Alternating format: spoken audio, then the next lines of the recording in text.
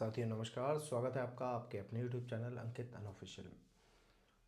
दोस्तों आज जो टॉपिक है, इस टॉपिक पे मैं बहुत लंबे समय से वीडियो बनाना चाह रहा था, लेकिन मुझे कुछ ऐसे पॉइंट्स नहीं मिल रहे थे जिस पे मैं सबूत के साथ चीज़ें पेश करूं। लेकिन अब दोस्तों जो चीज़ें मेरे सामने आई हैं, जो कैलकुलेशंस मेरे सामने आई है, उस पे मैं अब बहुत अच्छे से आप लोगों को बता भी सकता हूँ और साथ ही साथ आप लोगों के डाउट भी क्लियर कर सकता हूँ। दोस्तों मेरा विचार था कि क्या होगा सरकारी स्कूलों का भविष्य। प्राथमिक स्कूल जो गांव क्षेत्रों में बने हुए हैं, इन लोगों का आगे फ्यूचर क्या होगा, क्या करेगी गवर्नमेंट इनके बारे में। क्या इन्हें मॉडिफाई किया जाएगा या इनको ख़त्म कर दिया जाएगा।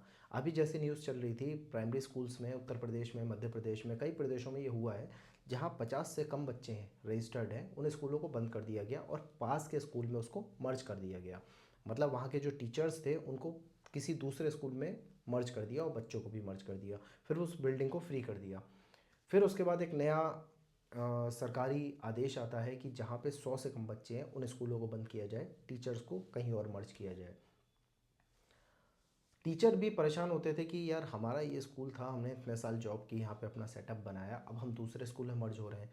और लोगों के अंदर भी एक भय था कि इस तरीके से अगर विद्यालय बंद होंगे तो क्या भर्तियाँ शिक्षकों की सरकारी आएंगी या नहीं आएंगी, और क्या होगा अगर बच्चा एक स्कूल में पढ़ता है और वहाँ का स्कूल बंद हो जाता है, फिर वो 4 किलोमीटर दूर दूसरे स्कूल में मर्ज होगा तो वहाँ कैसे जाएगा।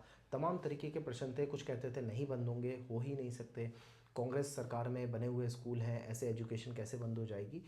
तो दोस्तों ये एक बहुत बड़ा मुद्दा है और इस मुद्दे पे हम लोग क्या चर्चा करें, लेकिन अब जो आंकड़े सामने आ रहे हैं उससे एक रूपरेखा हम तैयार कर सकते हैं विद्यालय की कि भविष्य इसका क्या होगा। उत्तर प्रदेश में 8,000 पंचायतों में बनेंगे सीएम कंपोजिट विद्यालय। सीएम कंपोजिट विद्यालय को जानते हैं क्या होता है, ये क्या होगा, इसमें माप पैमाने क्या है। 10 एकड़ ज़मीन खरीदी जाएगी हर नया न्याय पंचायत में। एक न्याय पंचायत में आपकी 10 एकड़ ज़मीन लेंगे, कौन लेंगे, वो डीएम जो है चिन्हित करेंगे और उस ज़मीन को खरीद लेंगे। खरीदने के बाद वहाँ पे एक आंकड़ा तैयार किया जाएगा कि उस विद्यालय में क्या क्या होना चाहिए। जैसा सरकारी गाइडलाइन है, उस विद्यालय में स्विमिंग पूल होगा, जिम होगा, ई लाइब्रेरी होगी, लैब्स होंगी, सारी वो मूलभूत सुविधाएं होंगी जो एक प्राइवेट स्कूल में, बड़े लेवल के स्कूल में होती हैं।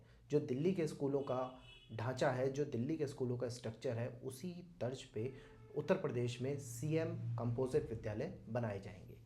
इन कंपोजिट विद्यालय में प्री प्राइमरी से लेकर कक्षा 12 तक की कक्षाएं चलेंगी। उसके बाद इसमें दोस्तों टीचरों की बात की जा रही है, वो अभी कोई भी आंकड़ा सामने नहीं आया किस तरह के टीचर रखे जाएंगे, कौन टीचर होंगे, या फिर जो पुराने गवर्नमेंट टीचर हैं उनको ही उसमें मर्ज कर दिया जाएगा, ऐसी अभी कोई भी आंकड़ा नहीं है। मिड डे मील का भी बहुत प्यारा प्रावधान रखा है इसमें। बाजरे के लड्डू हैं, मिठाई है, साथ ही साथ फल हैं, और जो खाना अभी तक बनता था उसके साथ एक्स्ट्रा चीज़ें भी हैं। तो हर वो चीज़ जो एक विद्यालय में आज तक नहीं थी, वो सारी सुविधाएं इसमें होंगी।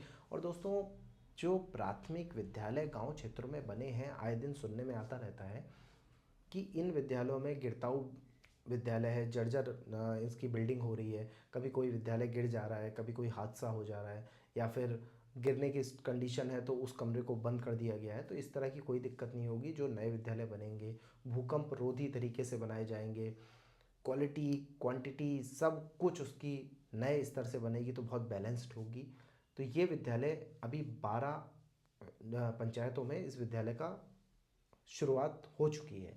आप इस तरीके से मानिए डीएम को आदेश कर दिया गया है, उनको लेटर भेज दिए गए हैं, अब वो ज़मीन चिन्हित कर रहे हैं। चिन्हित करने के बाद काम तुरंत शुरू हो जाएगा। अब ये भी एक तरह से पायलट प्रोजेक्ट है, लेकिन ये पायलट प्रोजेक्ट जो होते हैं ये बहुत जल्दी सफल हो जाते हैं। आप थोड़ा सा अनुमान लगाइए, अगर किसी गांव में कोई फैमिली रहती है तो उनको दिखता है कि उनके गांव में इतना प्यारा स्कूल बन रहा है, वहाँ पे उनका बच्चा जा रहा है, उसे सारी सुविधाएं मिल रही हैं, तो वो सब पॉजिटिव ही रिस्पॉन्स देंगे। और जब पॉजिटिव रिस्पॉन्स आएगा हर तरफ से, हर जगह से, तो जाहिर सी बात है वो चीज़ आगे चलेगी। तो इसी तरीके से मुझे ऐसा लगता है कि यहाँ पे अब जैसा हर सरकार कर रही है, हर प्रदेश में हो रहा है कि गवर्नमेंट जॉब एक तरह से धीरे धीरे बंद हो रही है। हर जगह संविदा आउटसोर्सिंग से वैकेंसीज़ को फिल किया जा रहा है। तो इन विद्यालय में भी आज के जो नवीन युवा हैं, जो भर्ती का इंतज़ार कर रहे हैं, उन्हीं को आउटसोर्सिंग के द्वारा इन विद्यालय में रखा जाएगा। उसके बाद जो आसपास के स्कूल्स के टीचर्स हैं, क्योंकि ये बड़े स्तर के विद्यालय होंगे, यहाँ पे कई सारे सेक्शन होंगे ABCD करके, तो बहुत बच्चा होगा।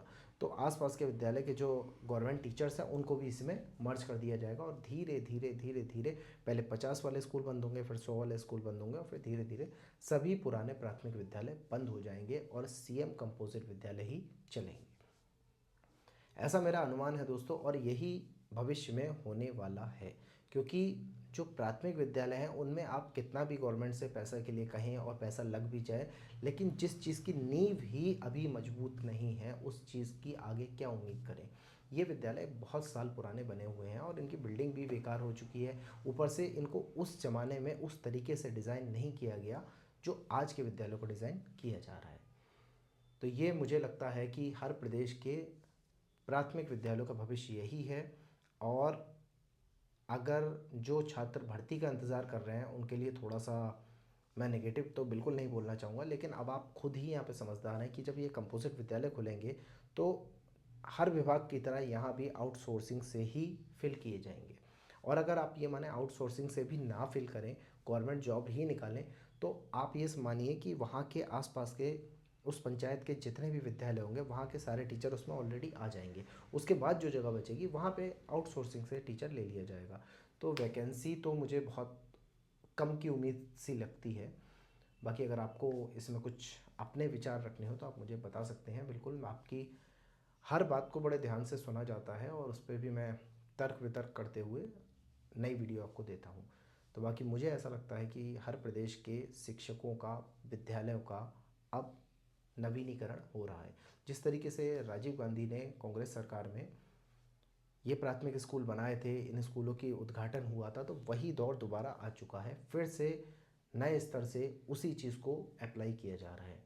ये एक तरह से हम कह सकते हैं कि शिक्षा का नया स्तर सामने आ रहा है। बाकी दोस्तों, आप लोगों को अगर इस बारे में कुछ कहना है तो आप मुझे कहिए और हम लोग इस पे लाइव वीडियो भी करेंगे, लाइव चर्चा भी करेंगे। और आज के लिए इतना ही। वीडियो अच्छी लगी वीडियो को लाइक करना बिल्कुल ना भूलें। चैनल पे नए हैं तो कृपया चैनल को सब्सक्राइब कर लें। नमस्कार।